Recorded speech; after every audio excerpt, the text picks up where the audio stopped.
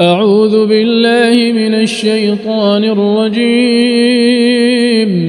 بسم الله الرحمن الرحيم. ألف لام ميم. ذلك الكتاب لا ريب فيه هدى للمتقين الذين يؤمنون بالغيب ويقيمون الصلاة ومما رزقناهم ينفقون والذين يؤمنون بما أنزل إليك وما أنزل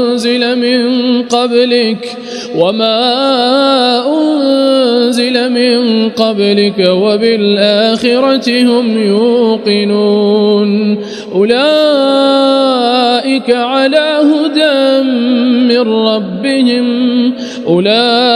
على هدى من ربهم وأولئك هم المفلحون إن الذين كفروا سواء عليهم أأنذرتهم أم لم تنذرهم لا يؤمنون ختم الله على قلوبهم وعلى سمعهم وعلى أبصارهم غشاوة ولهم عذاب عظيم ومن الناس من يقول آمنا بالله وباليوم الآخر وما هم بمؤمنين يخادعون الله والذين آمنوا وما يخدعون إلا أنفسهم وما يشعرون في قلوبهم مرض فزادهم الله مرضا ولهم عذاب أليم بما كانوا يكذبون وإذا قيل لهم لا تفسدوا في الأرض قالوا إنما نحن مصلحون ألا إنهم هم المفسدون ولكن لا يشعرون وإذا قيل لهم آمنوا كما آمن الناس قالوا أنؤمن كما آمن السفهاء ألا إنهم هم السفهاء ولكن لا يعلمون وإذا لقوا الذين آمنوا قالوا آمنا وإذا خلوا إلى شياطينهم قالوا إنا معكم إنما نحن مستهزئون الله يستهزئ بهم ويمدهم في طغيانهم يعمهون أولئك الذين اشتروا الضلالة بالهدى فما ربحت تجارتهم وما كانوا مهتدين مثلهم كمثل الذي استوقد نارا فلما أضاءت ما حوله ذهب الله بنورهم وتركهم في ظلمات لا يبصرون صم بكم عمي فهم لا يرجعون أو كصيب من السماء فيه ظلمات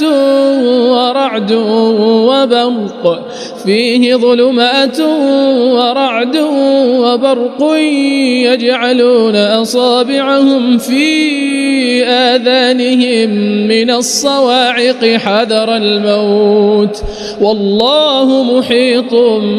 بالكافرين يكاد البرق يخطف أبصارهم كلما أضاء لهم مشوا فيه وإذا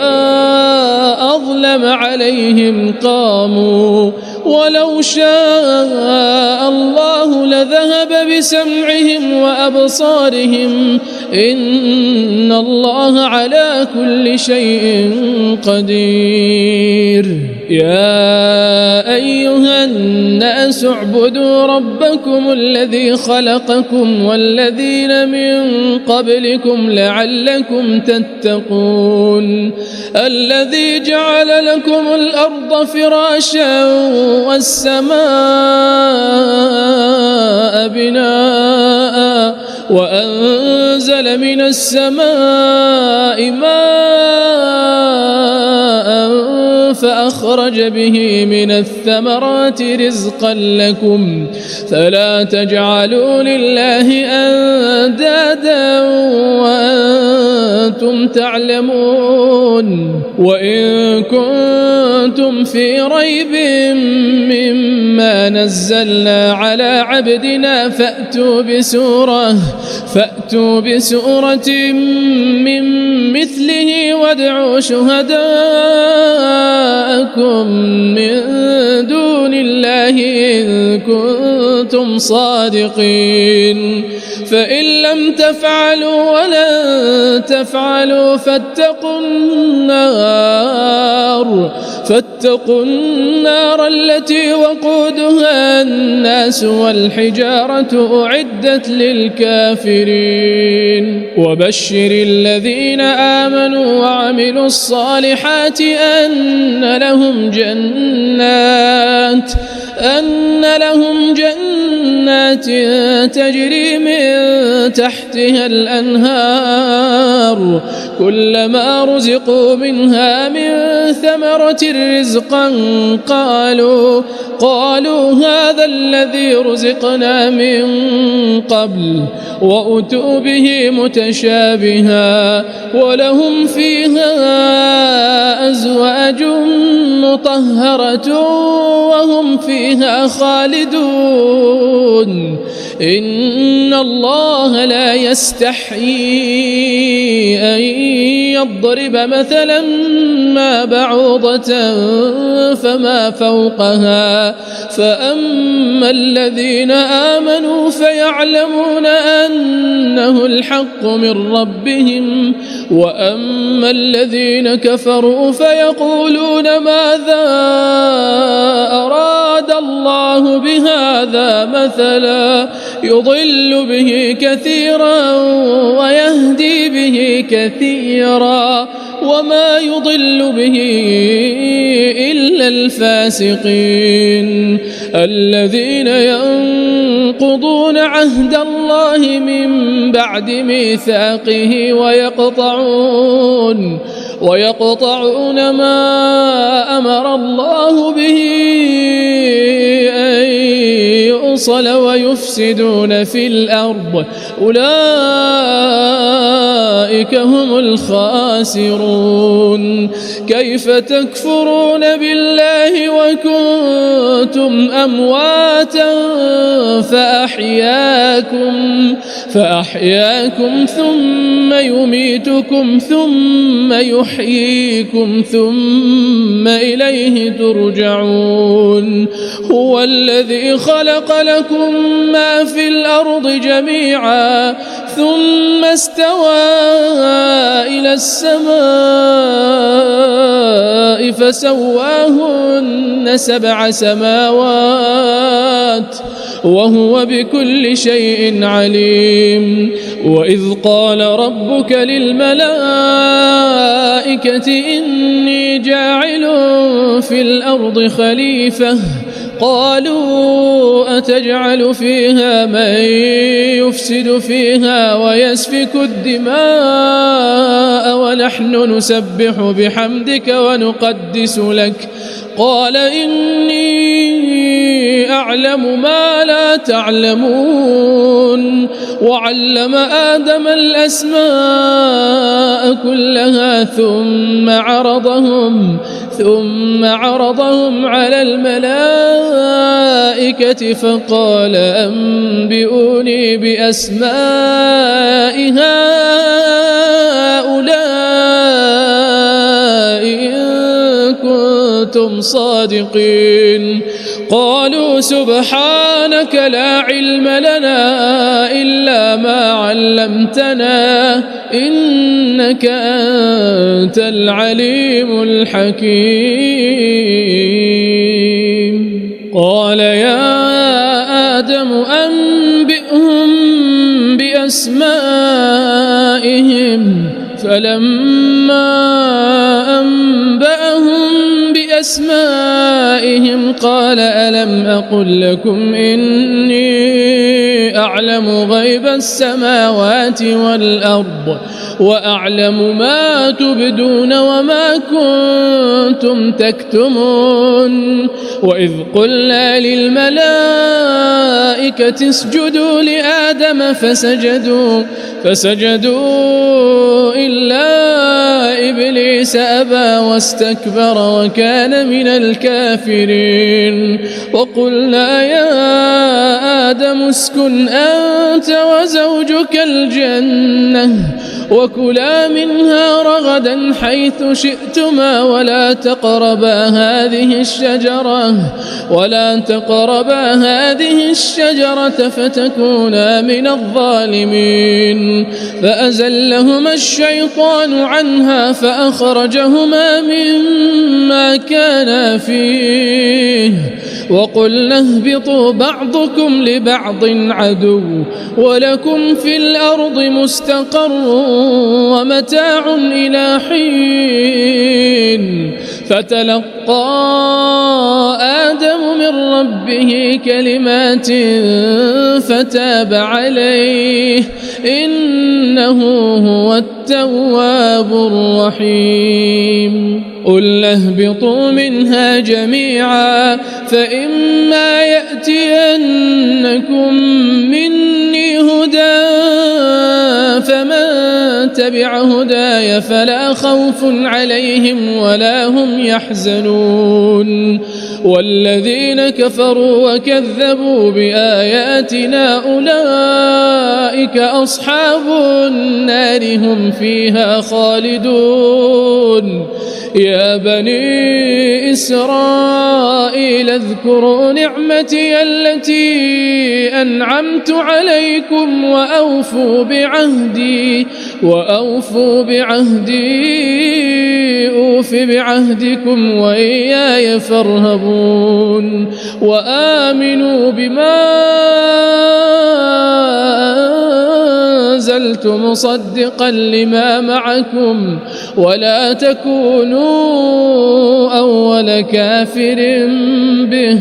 ولا تشتروا بآياتي ثمنا قليلا وإياي فاتقون. ولا تلبسوا الحق بالباطل وتكتموا الحق وأنتم تعلمون. وأقيموا الصلاة وآتوا الزكاة واركعوا مع الراكعين. أتأمرون الناس بالبر وتنسون أنفسكم وأنتم تتلون الكتاب أفلا تعقلون. واستعينوا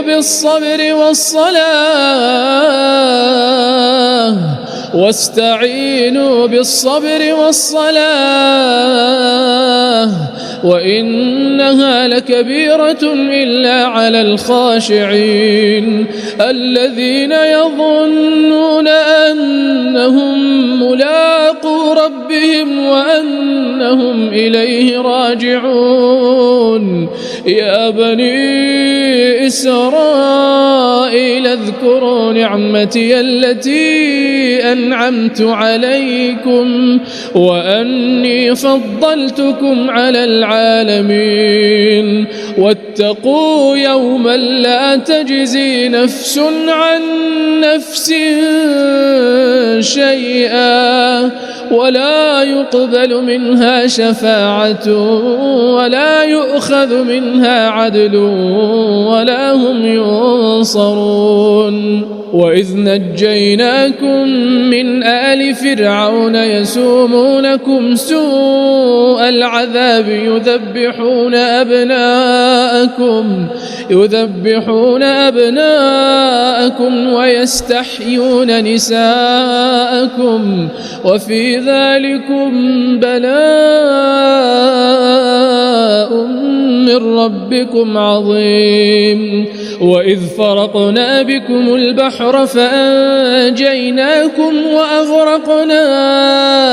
آل فرعون وأنتم تنظرون. وإذ وعدنا موسى 40 ليلة ثم اتخذتم العجل من بعده وأنتم ظالمون ثم عفونا عنكم من بعد ذلك لعلكم تشكرون. وإذ آتينا موسى الكتاب والفرقان لعلكم تهتدون. وإذ قال موسى لقومه يا قوم إنكم ظلمتم أنفسكم باتخاذكم العجل فتوبوا إلى بارئكم فاقتلوا أنفسكم ذلكم خير لكم عند بارئكم فتاب عليكم إنه هو التواب الرحيم. وإذ قلتم يا موسى لن نؤمن لك حتى نرى الله جهرة فأخذتكم الصاعقة وأنتم تنظرون ثم بعثناكم من بعد موتكم لعلكم تشكرون. وظللنا عليكم الغمام وأنزلنا عليكم المن والسلوى كلوا من طيبات ما رزقناكم وما ظلمونا ولكن كانوا أنفسهم يظلمون. وإذ قلنا ادخلوا هذه القرية فكلوا منها حيث شئتم رغدا وادخلوا الباب سجدا وقولوا حطة نغفر لكم خطاياكم وسنزيد المحسنين. فبدل الذين ظلموا قولا غير الذي قيل لهم فأنزلنا على الذين ظلموا رجزا من السماء بما كانوا يفسقون. وإذ استسقى موسى لقومه فقلنا اضرب بعصاك الحجر فانفجرت منه 12 عينا قد علم كل أناس مشربهم كلوا واشربوا من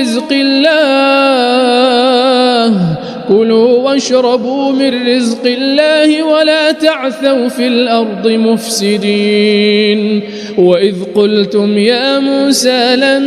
نصبر على طعام واحد فادع لنا ربك يخرج لنا مما تنبت الأرض من بقلها وقثائها وفومها وعدسها وبصلها قال أتستبدلون الذي هو أدنى بالذي هو خير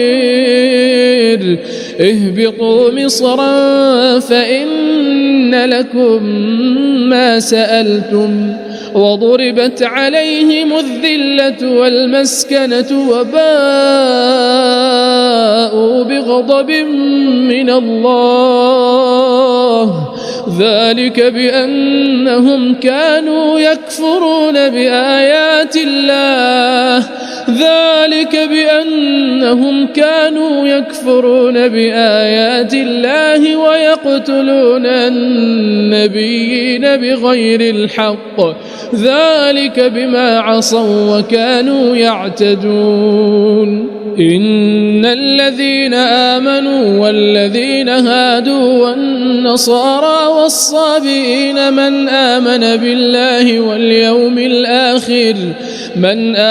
بالله واليوم الآخر وعمل صالحا فلهم أجرهم عند ربهم ولا خوف عليهم ولا هم يحزنون وإذ أخذنا ميثاقكم ورفعنا فوقكم الطور خذوا ما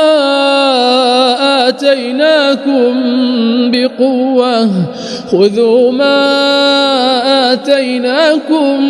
بقوة واذكروا ما فيه لعلكم تتقون ثم توليتم من بعد ذلك فلولا فضل الله عليكم ورحمته لكنتم من الخاسرين ولقد علمتم الذين اعتدوا منكم في السبت فقلنا لهم كونوا قردة خاسئين فجعلناها نكالا لما بين يديها وما خلفها وموعظة للمتقين وإذ قال موسى لقومه إن الله يأمركم أن تذبحوا بقرة قالوا أتتخذنا هزوا قال أعوذ بالله أن أكون من الجاهلين قالوا ادع لنا ربك يبين لنا ما هي قال إنه يقول إنها بقرة لا فارض ولا بكر عوان بين ذلك فافعلوا ما تؤمرون قالوا ادع لنا ربك يبين لنا ما لونها قال إنه يقول إنها بقرة صفراء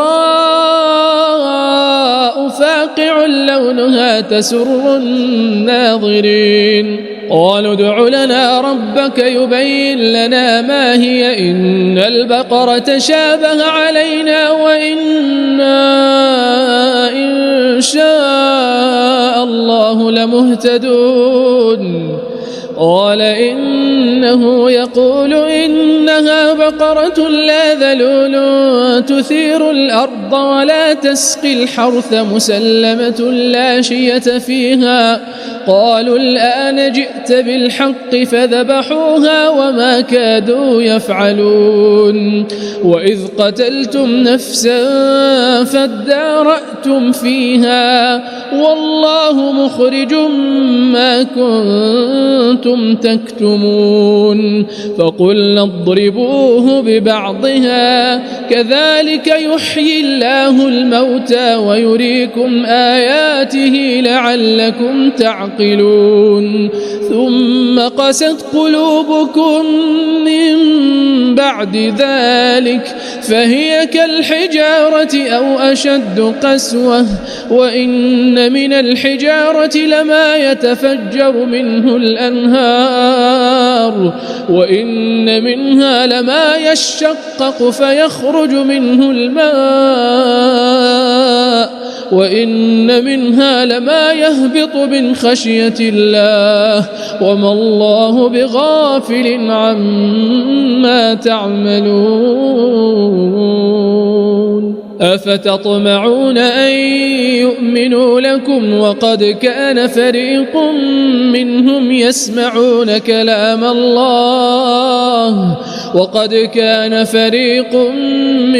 يسمعون كلام الله ثم يحرفونه من بعد ما عقلوه وهم يعلمون وإذا لقوا الذين آمنوا قالوا آمنا وإذا خلا بعضهم إلى بعض قالوا أتحدثونهم بما فتح الله عليكم ليحاجوكم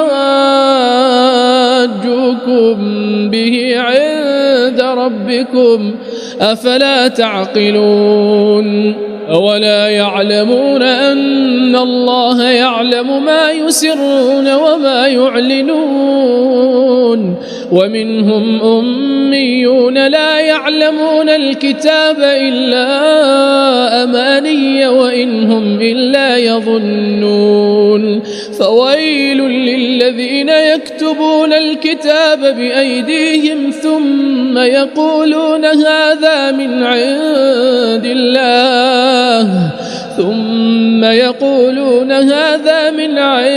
الله ليشتروا به ثمنا قليلا فويل لهم مما كتبت أيديهم وويل لهم مما يكسبون وقالوا لن تمسنا النار إلا أياما معدودة قل أتخذتم عند الله عهدا فلن يخلف الله عهده أم تقولون على الله ما لا تعلمون بلى من كسب سيئة وأحاطت به خطيئته فأولئك أصحاب النار هم فيها خالدون والذين آمنوا وعملوا الصالحات أولئك أصحاب الجنة هم فيها خالدون وإذ أخذنا ميثاق بني إسرائيل لا تعبدون إلا الله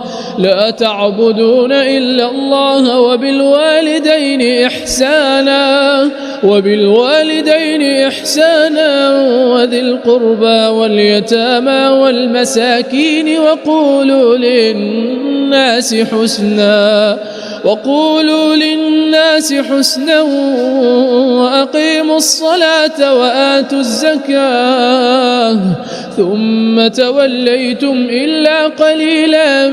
منكم وأنتم معرضون وإذ أخذنا ميثاقكم لا تسفكون دماءكم ولا تخرجون أنفسكم من دياركم ثم أقررتم وأنتم تشهدون ثم أنتم هؤلاء تقتلون أنفسكم وتخرجون فريقا منكم من دياركم تظاهرون عليهم بالإثم والعدوان وإن يأتوكم أسارى تفادوهم وهو محرم عليكم إخراجهم أفتؤمنون ببعض الكتاب وتكفرون ببعض فما جزاء من يفعل ذلك منكم إلا خزي في الحياة الدنيا ويوم القيامة يردون إلى أشد العذاب وما الله بغافل عما تعملون أولئك الذين اشتروا الحياة الدنيا بالآخرة فلا يخفف عنهم العذاب ولا هم ينصرون ولقد آتينا موسى الكتاب وقفينا من بعده بالرسل وآتينا عيسى ابن مريم البينات وأيدناه بروح القدس أفكلما جاءكم رسول بما لا تهوى أنفسكم استكبرتم ففريقا كذبتم وفريقا تقتلون وقالوا قلوبنا غلف بل لعنهم الله بكفرهم فقليلا ما يؤمنون يعلمون ولما جاءهم كتاب من عند الله مصدق لما معهم وكانوا من قبل يستفتحون على الذين كفروا فلما جاءهم ما عرفوا كفروا به فلعنة الله على الكافرين بئس ما اشتروا به أنفسهم أن يكفروا بما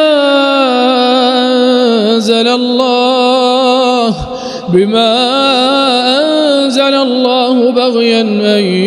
ينزل الله من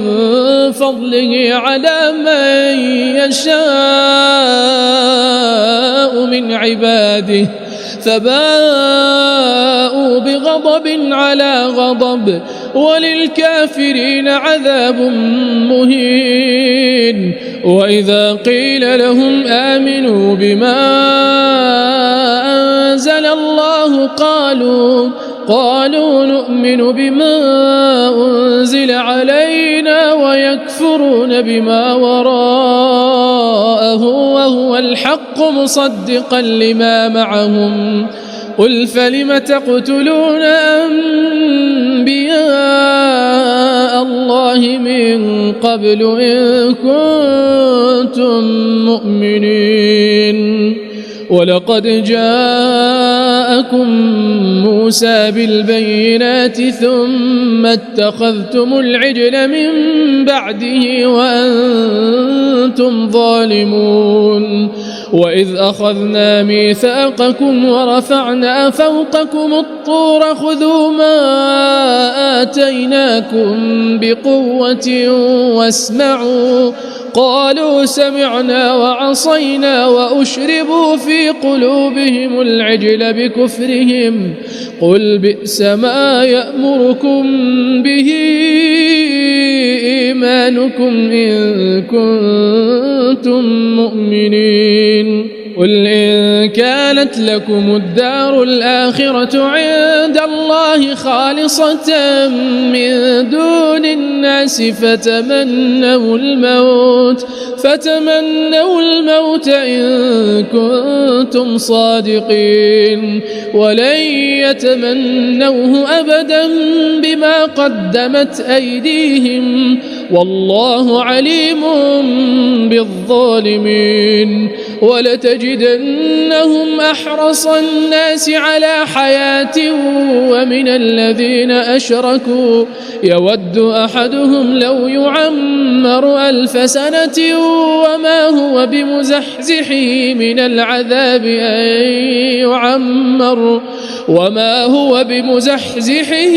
العذاب أن يعمر والله بصير بما يعملون قل من كان عدوا لجبريل فإنه نزله على قلبك بإذن الله مصدقا لما بين يديه وهدى وبشرى للمؤمنين من كان عدوا لله وملائكته ورسله وجبريل وميكال فإن الله عدو للكافرين ولقد أنزلنا إليك آيات بينات وما يكفر بها إلا الفاسقون أو كلما عاهدوا عهدا نبذه فريق منهم بل أكثرهم لا يؤمنون ولما جاءهم رسول من عند الله مصدق لما معهم نبذ فريق من الذين أوتوا الكتاب كتاب الله وراء ظهورهم كأنهم لا يعلمون واتبعوا ما تتلو الشياطين على ملك سليمان وما كفر سليمان ولكن الشياطين كفروا يعلمون الناس السحر وما أنزل على الملكين ببابل هاروت وماروت وما يعلمان من أحد حتى يقولا إنما نحن فتنة فلا تكفر فيتعلمون منهما ما يفرقون به بين المرء وزوجه وما هم بضارين به من أحد إلا بإذن الله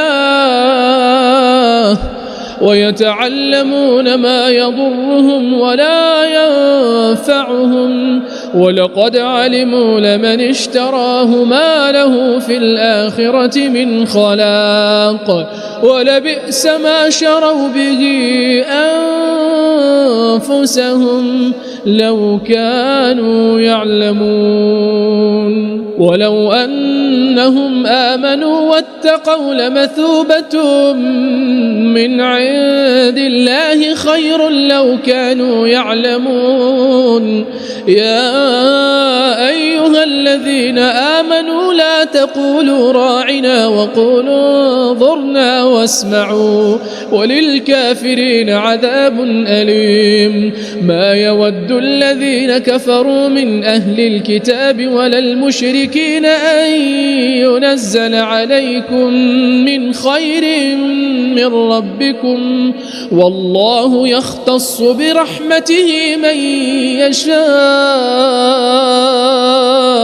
والله ذو الفضل العظيم ما ننسخ من آية أو ننسها نأت بخير منها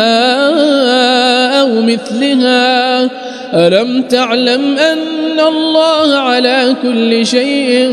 قدير ألم تعلم أن الله له ملك السماوات والأرض وما لكم من دون الله من ولي ولا نصير أم تريدون أن تسألوا رسولكم كما سئل موسى من قبل ومن يتبدل الكفر بالإيمان فقد ضل سواء السبيل ود كثير من أهل الكتاب لو يردونكم من بعد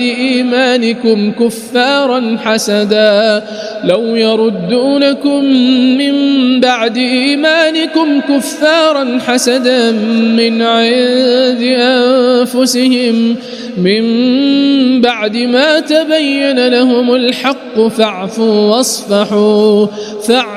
واصفحوا حتى يأتي الله بأمره إن الله على كل شيء قدير وأقيموا الصلاة وآتوا الزكاة وما تقدموا لأنفسكم من خير تجدوه عند الله إن الله بما تعملون بصير وقالوا لن يدخل الجنة إلا من كان هودا أو نصارى تلك أمانيهم قل هاتوا برهانكم إن كنتم صادقين بلى من أسلم وجهه لله وهو محسن فله أجره عند ربه ولا خوف عليهم ولا هم يحزنون وقالت اليهود ليست النصارى على شيء وقالت النصارى ليست اليهود على شيء وهم يتلون الكتاب كذلك قال الذين لا يعلمون مثل قولهم فالله يحكم بينهم يوم القيامة فيما كانوا فيه يختلفون ومن أظلم ممن منع مساجد الله أن يذكر فيها اسمه وسعى في خرابها أولئك ما كان لهم أن يدخلوها إلا خائفين لهم في الدنيا خزي ولهم في الآخرة عذاب عظيم ولله المشرق والمغرب فأينما تولوا فثم وجه الله إن الله واسع عليم وقالوا اتخذ الله ولدا سبحانه بل له ما في السماوات والأرض كل له قانتون بديع السماوات والأرض وإذا قضى أمرا فإنما يقول له كن فيكون وقال الذين لا يعلمون لولا يكلمنا الله أو تأتينا آية كذلك قال الذين من قبلهم مثل قولهم تشابهت قلوبهم قد بينا الآيات لقوم يوقنون إنا أرسلناك بالحق بشيرا ونذيرا ولا تسأل عن أصحاب الجحيم ولن ترضى عنك اليهود ولا النصارى حتى تتبع ملتهم قل إن هدى الله هو الهدى ولئن اتبعت أهواءهم بعد الذي جاءك من العلم ما لك من الله من ولي ولا نصير الذين آتيناهم الكتاب يتلونه حق تلاوته أولئك يؤمنون به ومن يكفر به فأولئك هم الخاسرون يا بني إسرائيل اذكروا نعمتي التي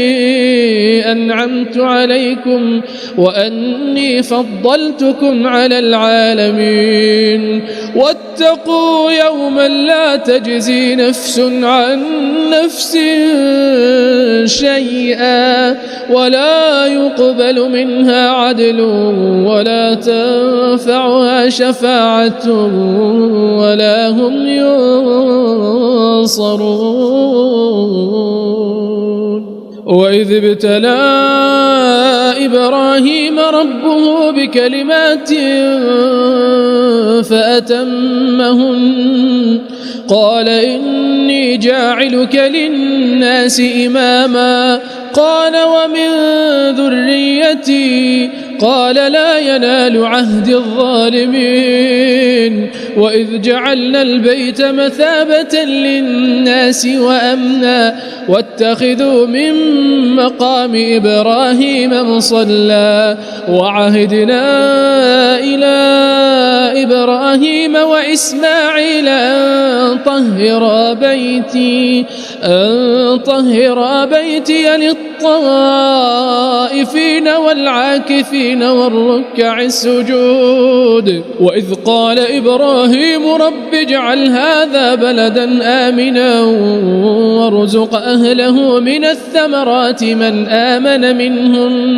وارزق أهله من الثمرات من آمن منهم بالله واليوم الآخر قال ومن كفر فأمتعه قليلا ثم أضطره إلى عذاب النار وبئس المصير وإذ يرفع إبراهيم القواعد من البيت وإسماعيل ربنا تقبل منا إنك أنت السميع العليم ربنا واجعلنا مسلمين لك ومن ذريتنا أمة مسلمة لك وأرنا مناسكنا وتب علينا إنك أنت التواب الرحيم ربنا وابعث فيهم رسولا منهم يتلو عليهم آياتك ويعلمهم الكتاب والحكمة ويزكيهم إنك أنت العزيز الحكيم ومن يرغب عن ملة إبراهيم إلا من سفه نفسه ولقد اصطفيناه في الدنيا وإنه في الآخرة لمن الصالحين إذ قال له ربه أسلم قال أسلمت لرب العالمين ووصى بها إبراهيم بنيه ويعقوب يا بني إن الله اصطفى لكم الدين فلا تموتن إلا وأنتم مسلمون أم كنتم شهداء إذ حضر يعقوب الموت إذ قال لبنيه ما تعبدون من بعدي قالوا نعبد إلهك وإله آبائك إبراهيم وإسماعيل وإسحاق إلها واحدا ونحن له مسلمون تلك أمة قد خلت لها ما كسبت ولكم ما كسبتم ولا تسألون عما كانوا يعملون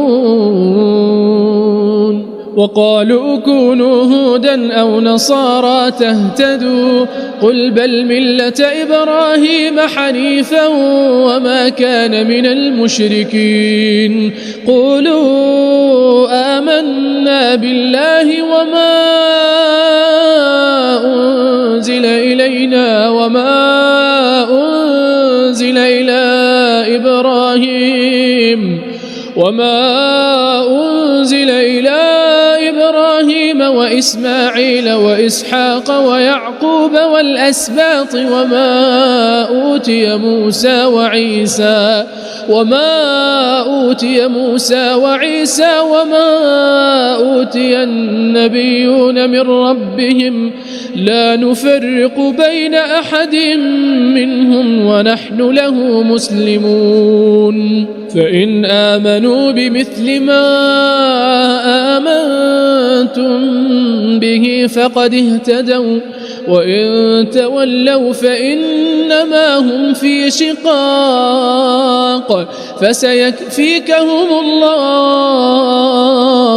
وهو السميع العليم صبغة الله ومن أحسن من الله صبغة ونحن له عابدون قل أتحاجوننا في الله وهو ربنا وربكم ولنا أعمالنا ولكم أعمالكم ونحن له مخلصون أم تقولون إن إبراهيم وإسماعيل وإسحاق ويعقوب والأسباط كانوا هودا أو نصارى قل أأنتم أعلم أم الله ومن أظلم ممن كتم شهادة عنده من الله وما الله بغافل عما تعملون تلك أمة قد خلت لها ما كسبت ولكم ما كسبتم ولا تسألون عما كانوا يعملون سيقول السفهاء من الناس ما ولاهم عن قبلتهم التي كانوا عليها قل لله المشرق والمغرب يهدي من يشاء إلى صراط مستقيم وكذلك جعلناكم أمة وسطا لتكونوا شهداء على الناس ويكون الرسول عليكم شهيدا وما جعلنا القبلة التي كنت عليها إلا لنعلم من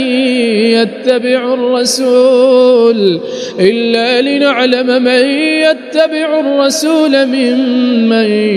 ينقلب على عقبيه وإن كانت لكبيرة إلا على الذين هدى الله وما كان الله ليضيع إيمانكم إن الله بالناس لرؤوف رحيم قد نرى تقلب وجهك في السماء فلنولينك قبلة ترضاها فول وجهك شطر المسجد الحرام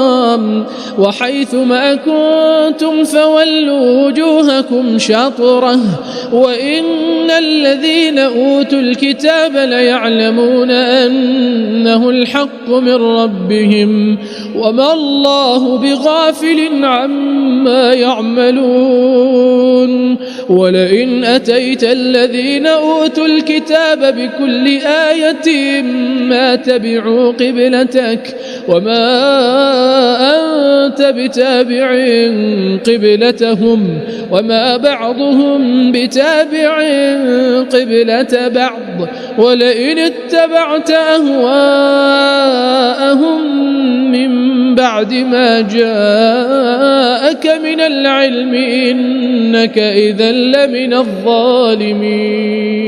الذين آتيناهم الكتاب يعرفونه كما يعرفون أبناءهم وإن فريقا منهم ليكتمون الحق وهم يعلمون الحق من ربك فلا تكونن من الممترين ولكل وجهة هو موليها فاستبقوا الخيرات أينما تكونوا يأت بكم الله جميعا إن الله على كل شيء قدير ومن حيث خرجت فول وجهك شطر المسجد الحرام وإنه للحق من ربك وما الله بغافل عما تعملون ومن حيث خرجت فول وجهك شطر المسجد الحرام وحيث ما كنتم فولوا وجوهكم شطره لئلا يكون للناس عليكم حجة إلا الذين ظلموا منهم فلا تخشوهم واخشوني ولأتم نعمتي عليكم ولعلكم تهتدون كما أرسلنا فيكم رسولا منكم يتلو عليكم آياتنا ويزكيكم ويعلمكم الكتاب والحكمة ويعلمكم ما لم تكونوا تعلمون فاذكروني أذكركم واشكروا لي ولا تكفرون يا أيها الذين آمنوا استعينوا بالصبر والصلاة إن الله مع الصابرين ولا تقولوا لمن يقتل في سبيل الله أموات بل أحياء ولكن لا تشعرون ولنبلونكم بشيء من الخوف والجوع ونقص من الأموال والأنفس والثمرات وبشر الصابرين الذين إذا أصابتهم مصيبة قالوا إنا لله وإنا إليه راجعون أولئك عليهم صلوات من ربهم ورحمة وأولئك هم المهتدون إن الصفا والمروة من شعائر الله فمن حج البيت أو اعتمر فلا جناح عليه أن يطوف بهما ومن تطوع خيرا فإن الله شاكر عليم إن الذين يكتمون ما أنزلنا من البينات والهدى من بعد ما بيناه للناس في الكتاب أولئك يلعنهم الله ويلعنهم اللاعنون إلا الذين تابوا وأصلحوا وبينوا فأولئك أتوب عليهم وأنا التواب الرحيم إن الذين كفروا وماتوا وهم كفار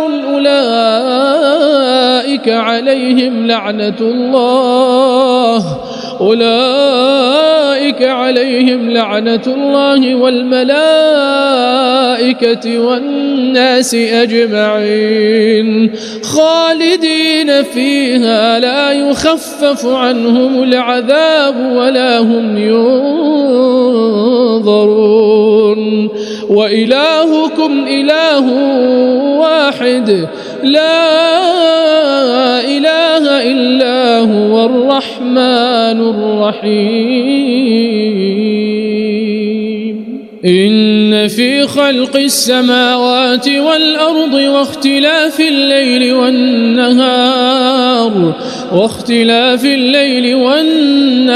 والفلك التي تجري في البحر بما ينفع الناس وما أنزل الله من السماء من ماء فأحيا به الأرض بعد موتها وبث فيها من كل دابة وتصريف الرياح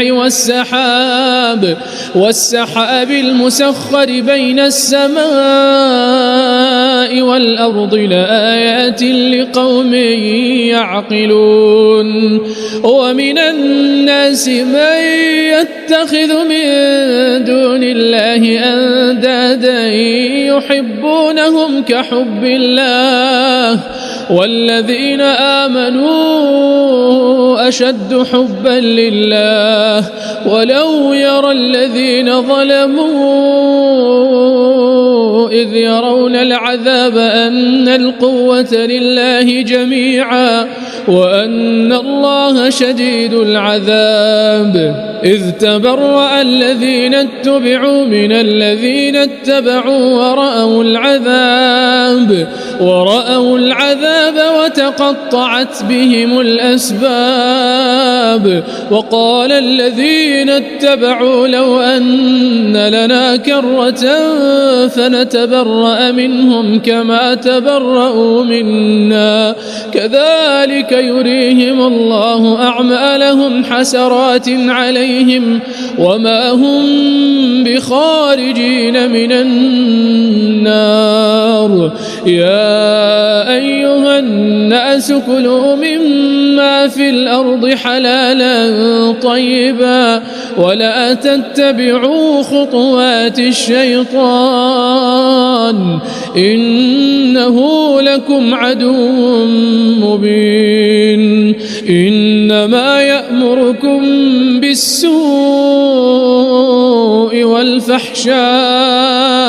وأن تقولوا على الله ما لا تعلمون وإذا قيل لهم اتبعوا ما أنزل الله قالوا بل نتبع ما ألفينا عليه آباءنا أولو كان آباؤهم لا يعقلون شيئا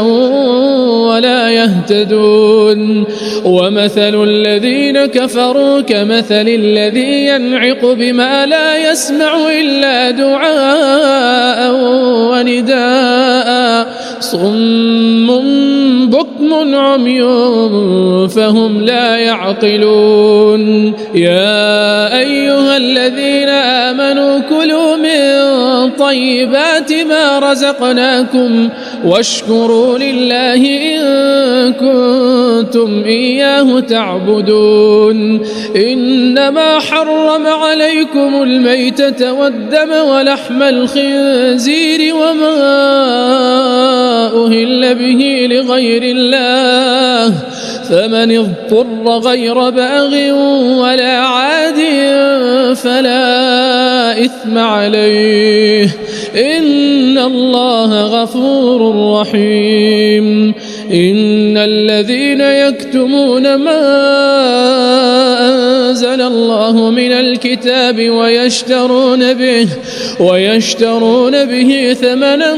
قليلا أولئك ما يأكلون في بطونهم إلا النار ولا يكلمهم الله يوم القيامة ولا يزكيهم ولهم عذاب أليم أولئك الذين اشتروا الضلالة بالهدى والعذاب بالمغفرة فما أصبرهم على النار ذلك بأن الله نزل الكتاب بالحق وإن الذين اختلفوا في الكتاب لفي شقاق بعيد ليس البر أن تولوا وجوهكم قبل المشرق والمغرب ولكن البر من آمن بالله واليوم الآخر والملائكة والكتاب والنبيين وآتى المال على حبه ذوي القربى واليتامى والمساكين وابن السبيل والسائلين وفي الرقاب وأقام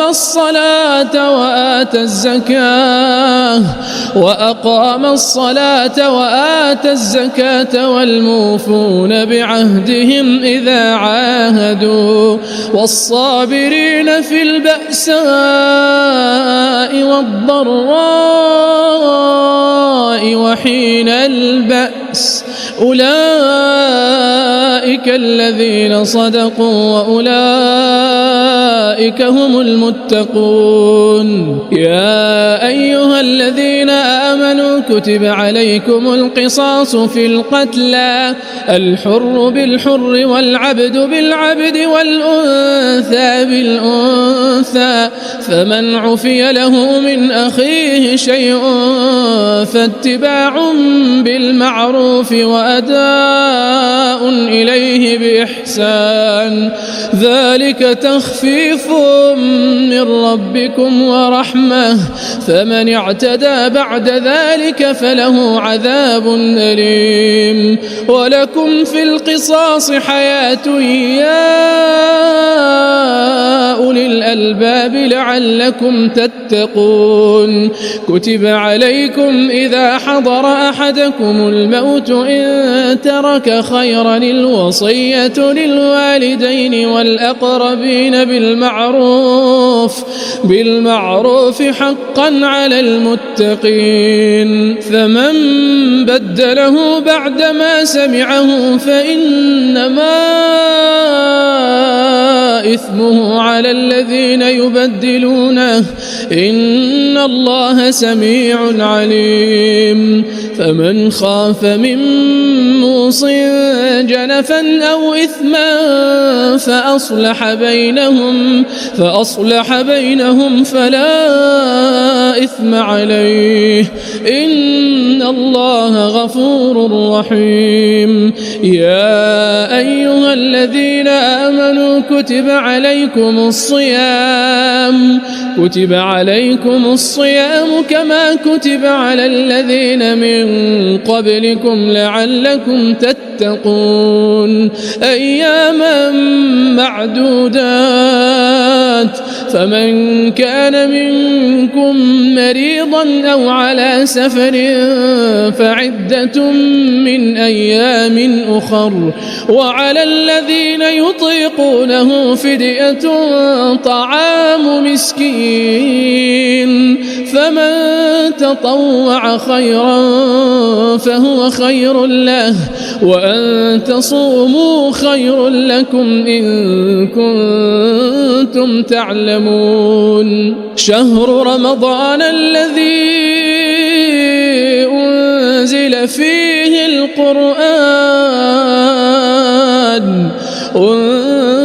فيه القرآن هدى للناس وبينات من الهدى والفرقان. فمن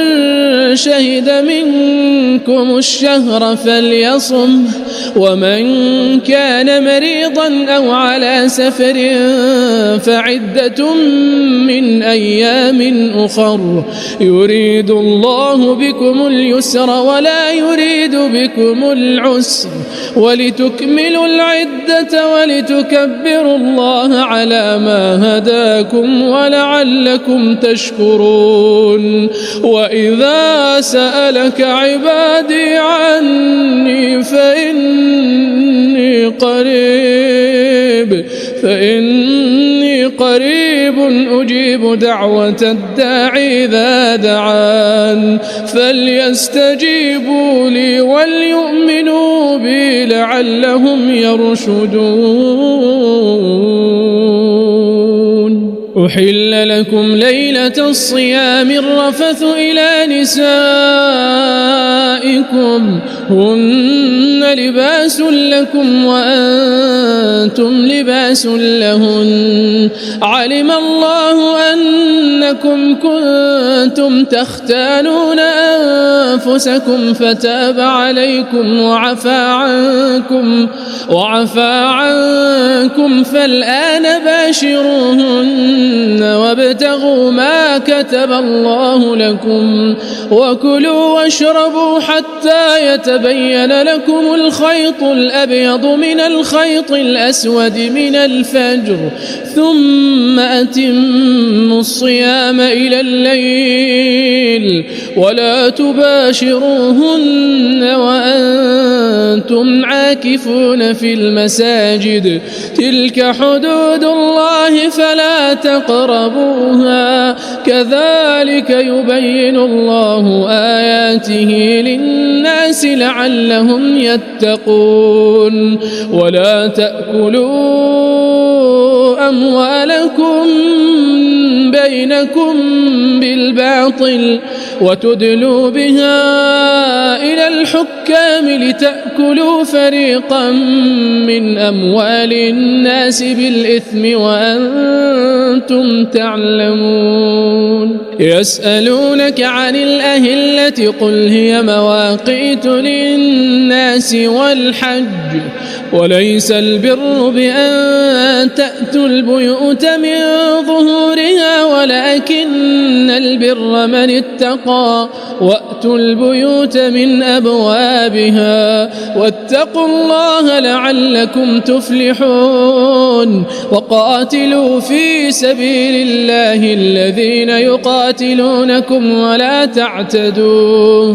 إن الله لا يحب المعتدين. الدين واقتلوهم حيث ثقفتموهم وأخرجوهم من حيث أخرجوكم والفتنة أشد من القتل ولا تقاتلوهم عند المسجد الحرام حتى يقاتلوكم فيه فإن قاتلوكم فاقتلوهم كذلك جزاء الكافرين فإن انتهوا فإن الله غفور رحيم وقاتلوهم حتى لا تكون فتنة ويكون الدين لله فإن انتهوا فلا عدوان إلا على الظالمين الشهر الحرام بالشهر الحرام والحرمات قصاص فمن اعتدى عليكم فاعتدوا عليه بمثل ما اعتدى عليكم واتقوا الله واعلموا أن الله مع المتقين وأنفقوا في سبيل الله ولا تلقوا بأيديكم إلى التهلكة وأحسنوا إن الله يحب المحسنين وأتموا الحج والعمرة لله فإن أحصرتم فما استيسر من الهدي ولا تحلقوا رؤوسكم حتى يبلغ الهدي محله فمن كان منكم مريضا أو به أذى من رأسه ففدية من صيام أو صدقة أو نسك فإذا أمنتم فمن تمتع بالعمرة إلى الحج فما استيسر من الهدي فمن لم يجد فصيام 3 أيام في الحج و7 إذا رجعتم تلك 10 كاملة ذلك لمن لم يكن أهله حاضر المسجد الحرام واتقوا الله واعلموا أن الله شديد العقاب الحج أشهر معلومات فمن فرض فيهن الحج فلا رفث ولا فسوق ولا جدال في الحج وما تفعلوا من خير يعلمه الله وتزودوا فإن خير الزاد التقوى واتقون يا أولي الألباب ليس عليكم جناح أن تبتغوا فضلا من ربكم فإذا أفضتم من عرفات فاذكروا الله عند المشعر الحرام واذكروه كما هداكم وإن كنتم من قبله لمن الضالين ثم أفيضوا من حيث أفاض الناس واستغفروا الله إن الله غفور رحيم فإذا قضيتم مناسككم فاذكروا الله كذكركم آباءكم أو أشد ذكرا فمن الناس من يقول ربنا آتنا في الدنيا وما له في الآخرة من خلاق ومنهم من يقول ربنا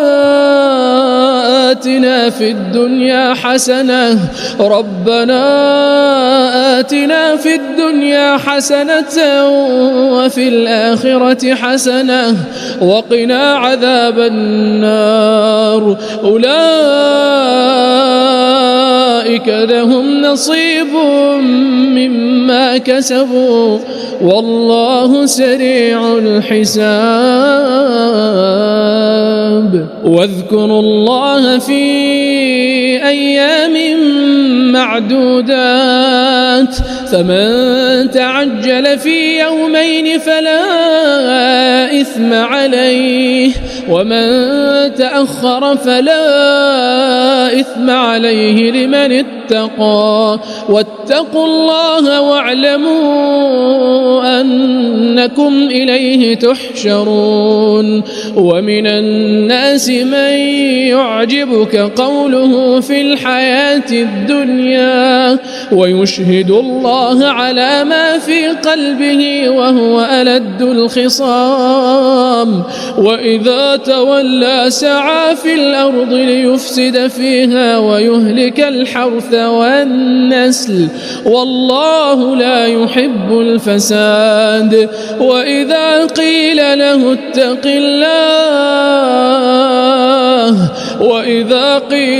اتق الله أخذته العزة بالإثم فحسبه جهنم ولبئس المهاد. ومن الناس من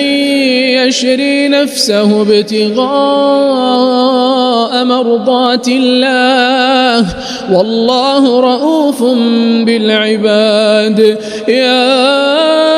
أيها الذين آمنوا ادخلوا في السلم كافة ولا تتبعوا خطوات الشيطان إنه لكم عدو مبين. فإن زللتم من بعد ما جاءتكم البينات فاعلموا أن الله عزيز حكيم. هل ينظرون إلا أن يأتيهم الله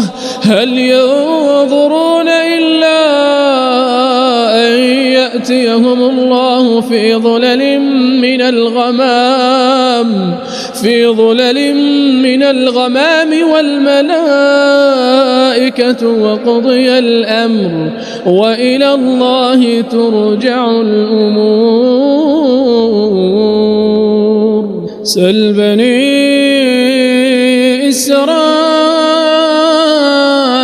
كم آتيناهم من آية بينة ومن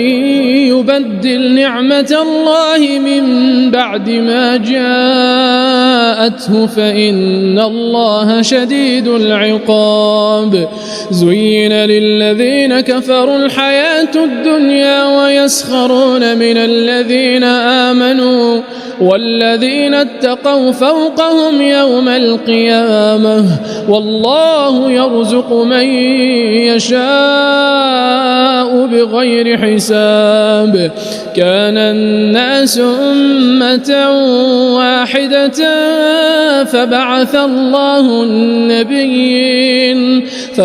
الله النبيين مبشرين ومنذرين وأنزل معهم الكتاب بالحق ليحكم بين الناس فيما اختلفوا فيه وما اختلف فيه إلا الذين أوتوه من بعد ما جاءتهم البينات بغيا بينهم فهدى الله الذين آمنوا لما اختلفوا فيه من الحق بإذنه والله يهدي من يشاء إلى صراط مستقيم. أم حسبتم أن تدخلوا الجنة ولما يأتكم مثل الذين خلوا من قبلكم مستهم البأساء والضراء وزلزلوا حتى يقول الرسول والذين آمنوا معه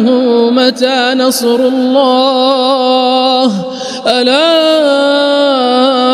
إن نصر الله قريب يسألونك ماذا ينفقون قل ما أنفقتم من خير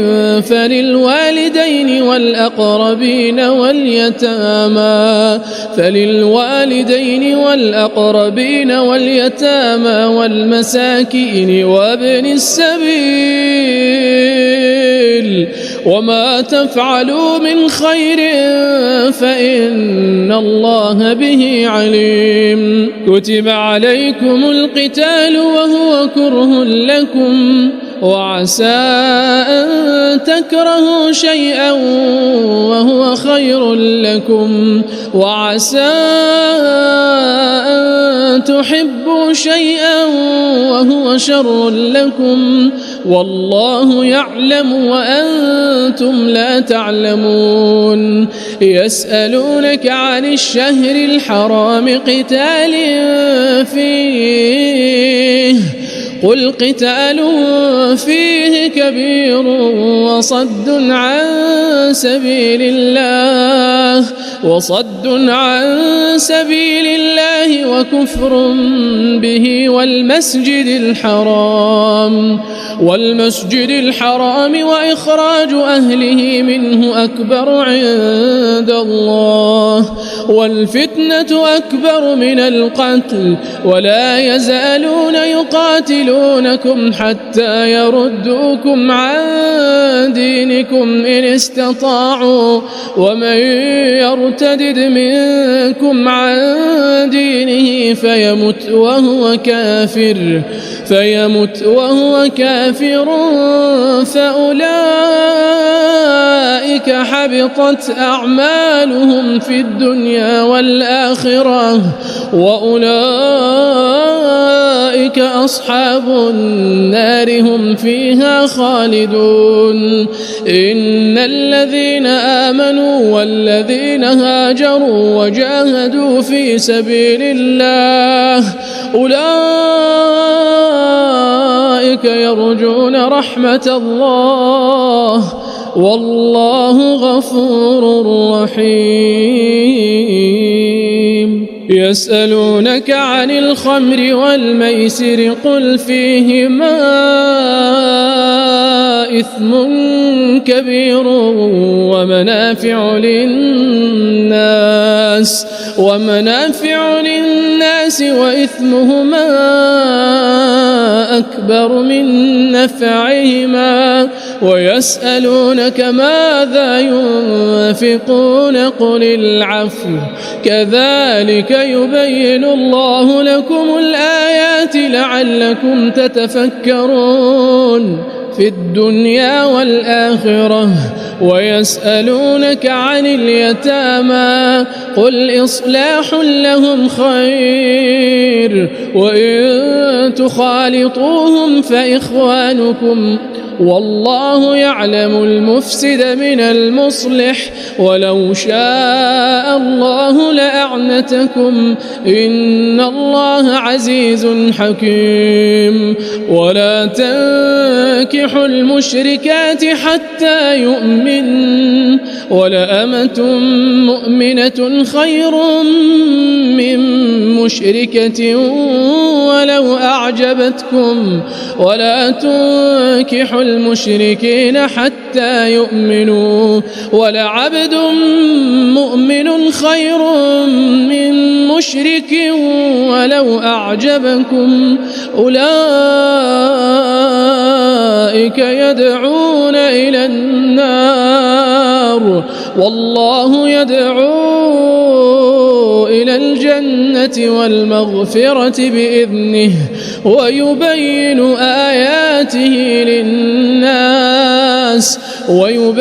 آياته للناس لعلهم يتذكرون ويسألونك عن المحيض قل هو أذى فاعتزلوا النساء في المحيض المحيض ولا تقربوهن حتى يطهرن فإذا تطهرن فأتوهن من حيث أمركم الله إن الله يحب التوابين ويحب المتطهرين نساؤكم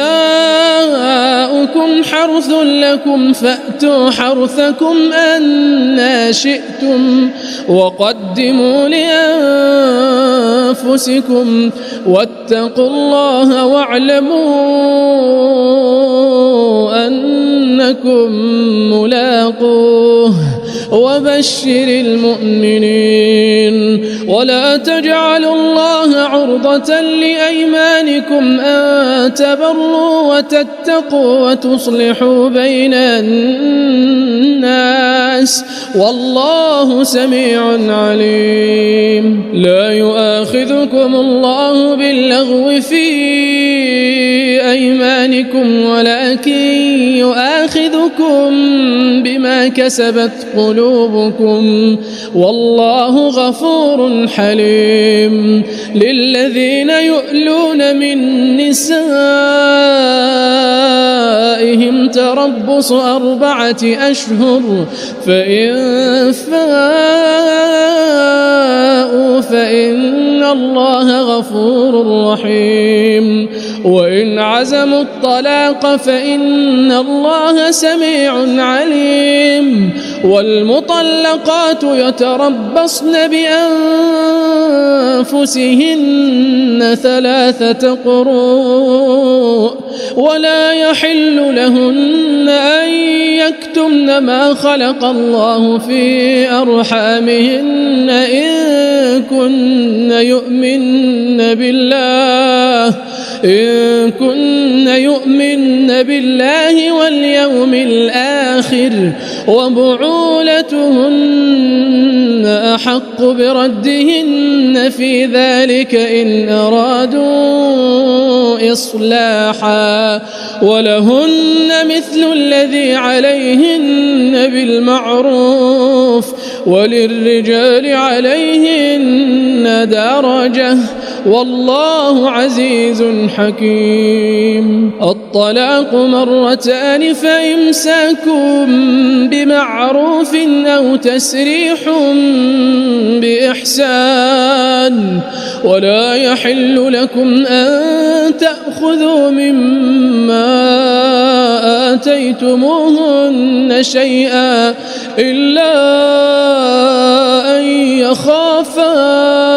ألا يقيما حدود الله فإن خفتم ألا يقيما حدود الله فلا جناح عليهما فيما افتدت به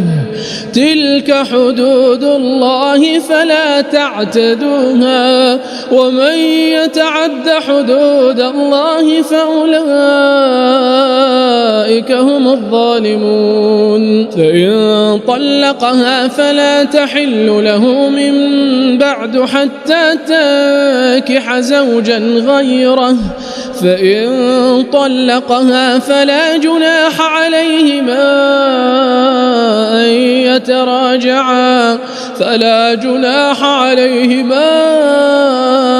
أن يتراجعا إن ظنا أن يقيما حدود الله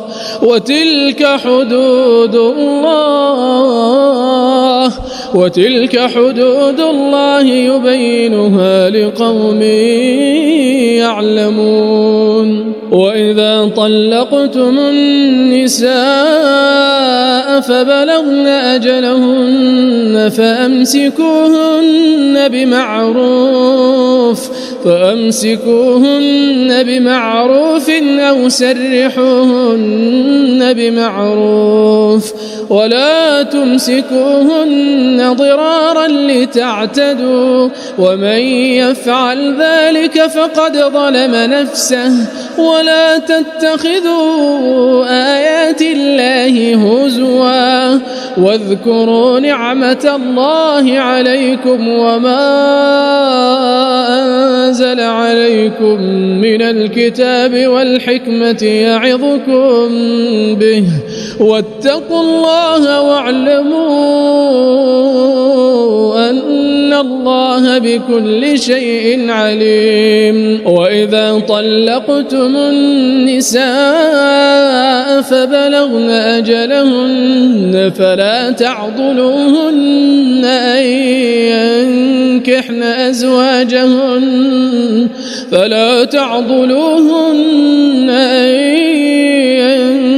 ينكحن أزواجهن إذا تراضوا بينهم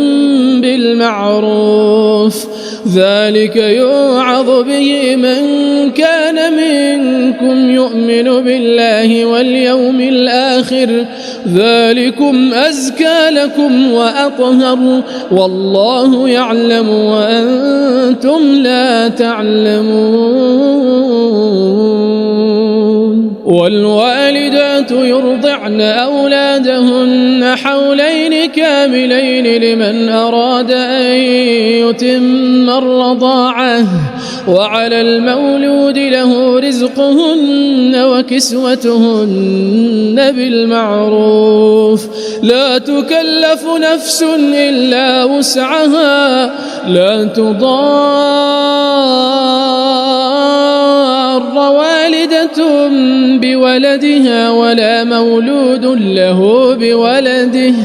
وعلى الوارث مثل ذلك فإن أرادا فصالا عن تراض منهما وتشاور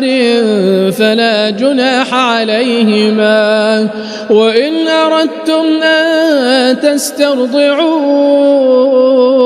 أولادكم فلا جناح عليكم إذا سلمتم ما آتيتم بالمعروف واتقوا الله واعلموا أن الله بما تعملون بصير. والذين يتوفون منكم ويذرون أزواجا يتربصن بأنفسهن 4 أشهر وعشرا فإذا بلغن أجلهن فلا جناح عليكم فيما فعلن في أنفسهن بالمعروف والله بما تعملون خبير. ولا جناح عليكم فيما عرضتم به من خطبة النساء أو أكننتم في أنفسكم علم الله أنكم ستذكرونهن ولكن لا تواعدوهن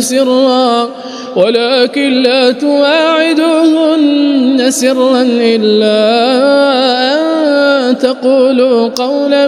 معروفا ولا تعزموا عقدة النكاح حتى يبلغ الكتاب أجله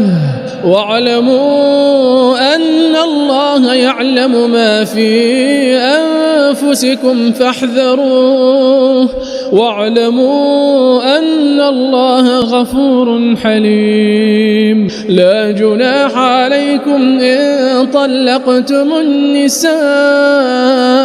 ما لم تمسوهن أو تفرضوا لهن فريضة ومتعوهن على الموسع قدره وعلى المقتر قدره متاعا بالمعروف حقا على المحسنين. وإن طلقتموهن من قبل أن تمسوهن وقد فرضتم لهن فريضة فنصف ما فرضتم إلا أن يعفون أو يعفو الذي بيده عقدة النكاح وأن تعفوا أقرب للتقوى ولا تنسوا الفضل بينكم إن الله بما تعملون بصير حافظوا على الصلوات والصلاة الوسطى وقوموا لله قانتين فإن خفتم فرجالا أو ركبانا فإذا أمنتم فاذكروا الله كما علمكم ما لم تكونوا تعلمون والذين يتوفون منكم ويذرون أزواجا وصية لأزواجهم متاعا إلى الحول غير إخراج فإن خرجن فلا جناح عليكم فيما فعلن في أنفسهن من معروف والله عزيز حكيم وللمطلقات متاع بالمعروف حقا على المتقين كذلك يبين الله لكم آياته لعلكم تعقلون ألم تر إلى الذين خرجوا من ديارهم وهم ألوف حذر الموت فقال لهم الله موتوا ثم أحياهم إن الله لذو فضل على الناس ولكن أكثر الناس لا يشكرون وقاتلوا في سبيل الله واعلموا أن الله سميع عليم من ذا الذي يقرض الله قرضا حسنا فيضاعفه له أضعافا كثيرة والله يقبض ويبسط وإليه ترجعون ألم تر إلى الملأ من بني إسرائيل من بعد موسى إذ قالوا لنبي لهم ابعث لنا ملكا نقاتل في سبيل الله قال هل عسيتم إن كتب عليكم القتال ألا تقاتلوا قالوا وما لنا ألا نقاتل في سبيل الله وقد أخرجنا من ديارنا وأبنائنا فلما كتب عليهم القتال تولوا إلا قليلا منهم والله عليم بالظالمين وقال لهم نبيهم إن الله قد بعث لكم طالوت ملكا قالوا أنى يكون له الملك علينا ونحن أحق بالملك منه ولم يؤت سعة من المال قال إن الله اصطفاه عليكم وزاده بسطة في العلم والجسم والله يؤتي ملكه من يشاء والله واسع عليم وقال لهم نبيهم إن آية ملكه أن يأتيكم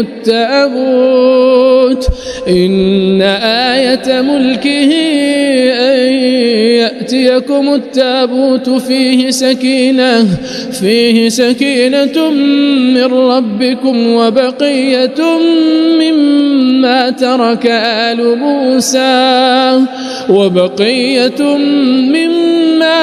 آل موسى وآل هارون تحمله الملائكة إن في ذلك لآية لكم إن كنتم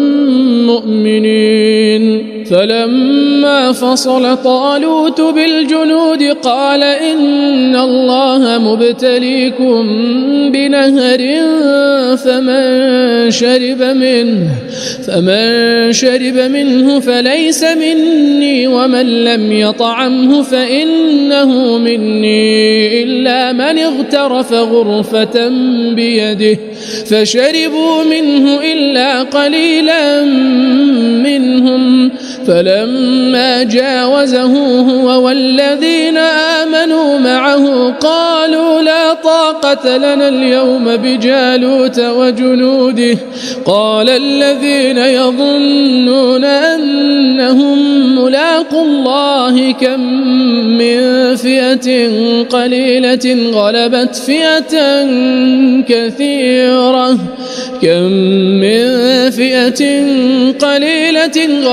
فئة كثيرة بإذن الله والله مع الصابرين ولما برزوا لجالوت وجنوده قالوا ربنا أفرغ علينا صبرا وثبت أقدامنا وانصرنا على القوم الكافرين فهزموهم بإذن الله وقتل داود جالوت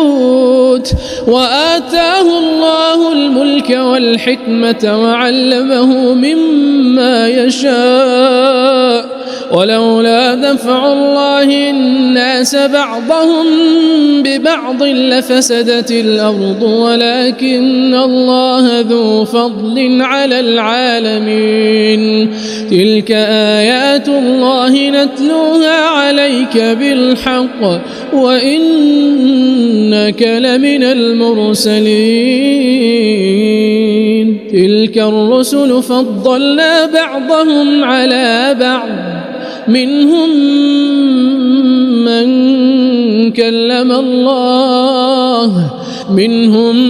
من كلم الله ورفع بعضهم درجات وآتينا عيسى ابن مريم البينات وأيدناه بروح القدس ولو شاء الله ما اقتتل الذين من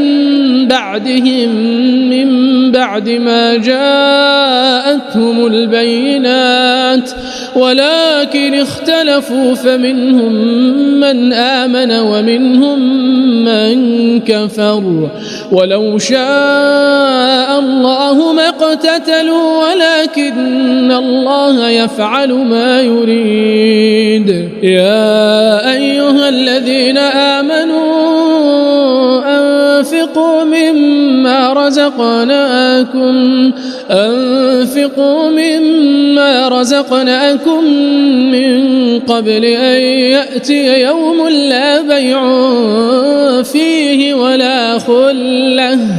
من قبل أن يأتي يوم لا بيع فيه ولا خلة ولا شفاعة والكافرون هم الظالمون الله لا إله إلا هو الحي القيوم لا تأخذه سنة ولا نوم له ما في السماوات وما في الأرض من ذا الذي يشفع عنده إلا بإذنه يعلم ما بين أيديهم وما خلفهم ولا يحيطون بشيء من علمه إلا بما شاء وسع كرسيه السماوات والأرض ولا يؤوده حفظهما وهو العلي العظيم لا إكراه في الدين قد تبين الرشد من الغي فمن يكفر بالطاغوت ويؤمن بالله فقد استمسك بالعروة الوثقى لا انفصام لها والله سميع عليم. الله ولي الذين آمنوا يخرجهم من الظلمات إلى النور والذين كفروا أولياؤهم الطاغوت يخرجونهم من النور إلى الظلمات أولئك أصحاب النار هم فيها خالدون. ألم تر إلى الذي حاج إبراهيم في ربه أن آتاه الله الملك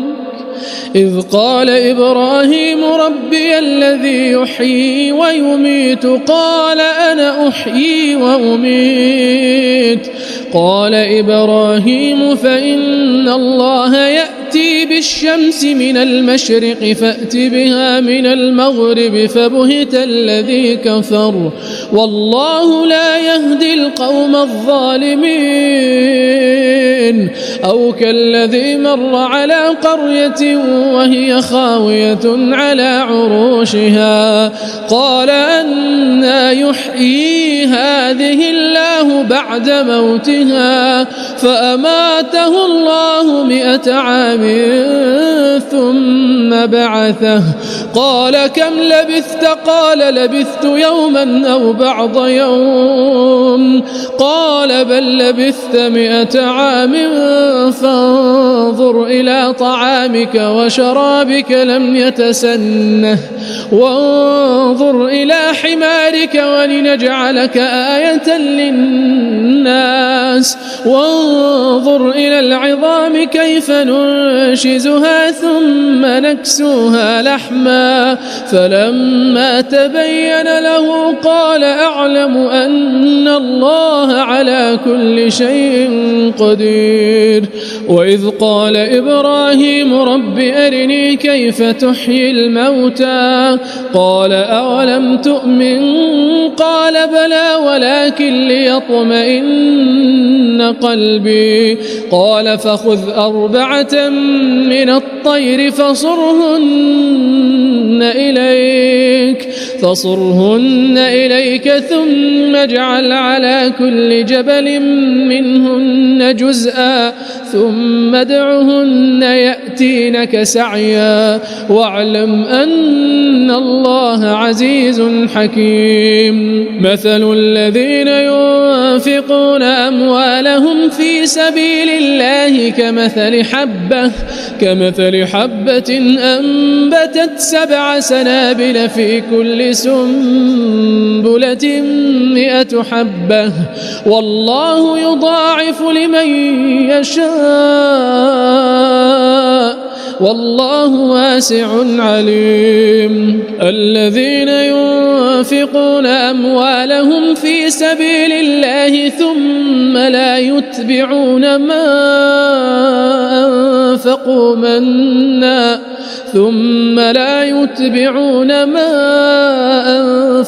منا ولا أذى لهم أجرهم عند ربهم ولا خوف عليهم ولا هم يحزنون. قول معروف ومغفرة خير من صدقة يتبعها أذى والله غني حليم. يا أيها الذين آمنوا لا تبطلوا صدقاتكم بالمن والأذى كالذي ينفق ماله رئاء الناس ولا يؤمن بالله واليوم الآخر فمثله كمثل صفوان عليه تراب فأصابه وابل فتركه صلدا لا يقدرون على شيء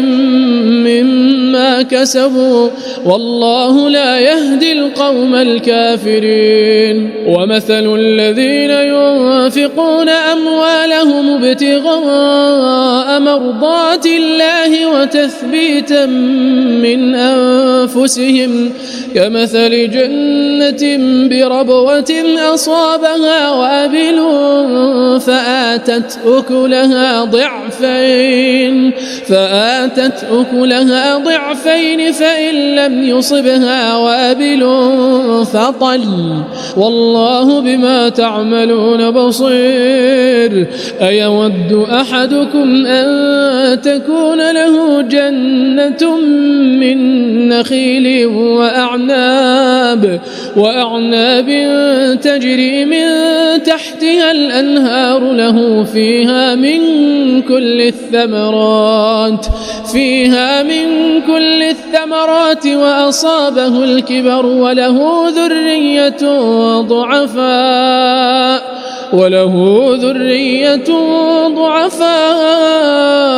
فأصابها إعصار فيه نار فاحترقت كذلك يبين الله لكم الآيات لعلكم تتفكرون يا أيها الذين آمنوا أنفقوا من طيبات ما كسبتم ومما أخرجنا لكم من الأرض ولا تيمموا الخبيث منه تنفقون ولستم بآخذيه إلا أن تغمضوا فيه واعلموا أن الله غني حميد الشيطان يعدكم الفقر ويأمركم بالفحشاء والله يعدكم مغفرة منه وفضلا والله واسع عليم يؤتي الحكمة من يشاء ومن يؤت الحكمة فقد أوتي خيرا كثيرا وما يذكر إلا أولو الألباب وما أنفقتم من نفقة أو نذرتم من نذر فإن الله يعلمه وما للظالمين من أنصار إن تبدوا الصدقات فنعما هي وإن تخفوها وتؤتوها الفقراء فهو خير لكم ويكفر عنكم من سيئاتكم والله بما تعملون خبير ليس عليك هداهم ولكن الله يهدي من يشاء وما تنفقوا من خير فلأنفسكم وما تنفقون إلا ابتغاء وجه الله وما تنفقوا من خير يوفى إليكم وأنتم لا تظلمون للفقراء الذين أحصروا في سبيل الله لا يستطيعون ضربا في الأرض يحسبهم الجاهل أغنياء من التعفف تعرفهم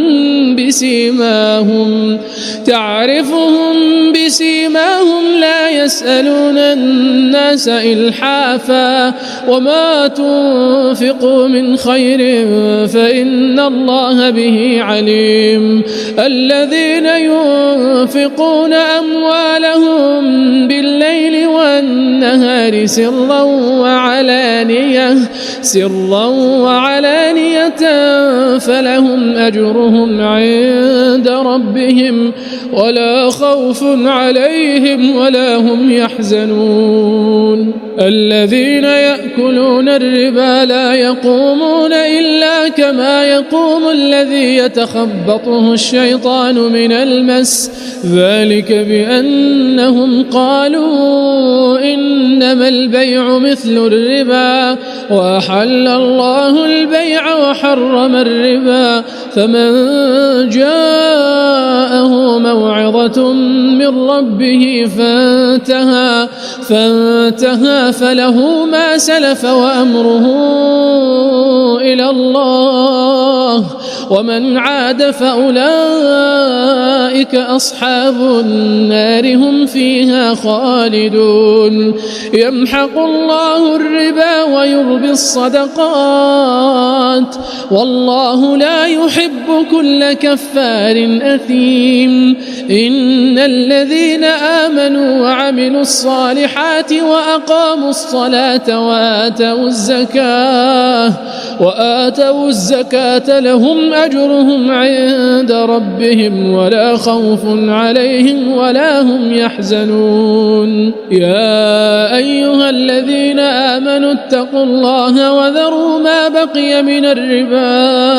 إن كنتم مؤمنين فإن لم تفعلوا فأذنوا بحرب من الله ورسوله وإن تبتم فلكم رؤوس أموالكم لا تظلمون ولا تظلمون وإن كان ذو عسرة فنظرة إلى ميسرة وأن تصدقوا خير لكم إن كنتم تعلمون واتقوا يوما ترجعون فيه إلى الله ثم توفى كل نفس ما كسبت وهم لا يظلمون يا أيها الذين آمنوا إذا تداينتم بدين إلى أجل مسمى فاكتبوه وليكتب بينكم كاتب بالعدل ولا يأب كاتب أن يكتب كما علمه الله فليكتب وليملل الذي عليه الحق وليتق الله ربه ولا يبخس منه شيئا فإن كان الذي عليه الحق سفيها أو ضعيفا أو لا يستطيع أن يمل هو فليملل وليه بالعدل واستشهدوا شهيدين من رجالكم فإن لم يكونا رجلين فرجل وامرأتان ممن ترضون من الشهداء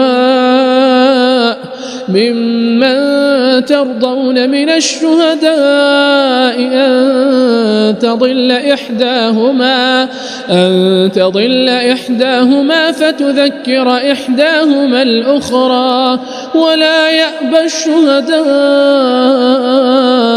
إذا ما دعوا ولا تسأموا أن تكتبوه صغيرا أو كبيرا إلى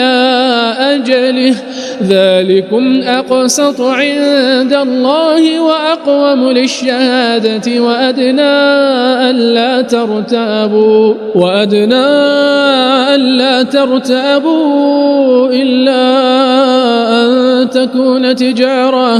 إلا أن تكون تجارة حاضرة تديرونها بينكم فليس عليكم جناح ألا تكتبوها وأشهدوا إذا تبايعتم ولا يضار كاتب ولا شهيد وإن تفعلوا فإنه فسوق بكم واتقوا الله ويعلمكم الله والله بكل شيء عليم وإن كنتم على سفر ولم تجدوا كاتبا فرهان مقبوضة فإن أمن بعضكم بعضا فليؤد الذي اؤتمن أمانته وليتق الله ربه ولا تكتموا الشهادة ومن يكتمها فإنه آثم قلبه والله بما تعملون عليم. لله ما في السماوات وما في الأرض وإن تبدوا ما في أنفسكم أو تخفوه يحاسبكم به الله فيغفر لمن يشاء ويعذب من يشاء والله على كل شيء قدير. آمن الرسول بما أنزل إليه من ربه والمؤمنون كل آمن بالله وملائكته وكتبه ورسله لا نفرق بين أحد من رسله وقالوا سمعنا وأطعنا غفرانك ربنا وإليك المصير. لا يكلف الله نفسا إلا وسعها لها ما كسبت وعليها ما اكتسبت ربنا لا تؤاخذنا إن نسينا أو أخطأنا ربنا ولا تحمل علينا إصرا كما حملته على الذين من قبلنا ربنا ولا تحملنا ما لا طاقة لنا به واعف عنا واغفر لنا وارحمنا أنت مولانا فانصرنا على القوم الكافرين.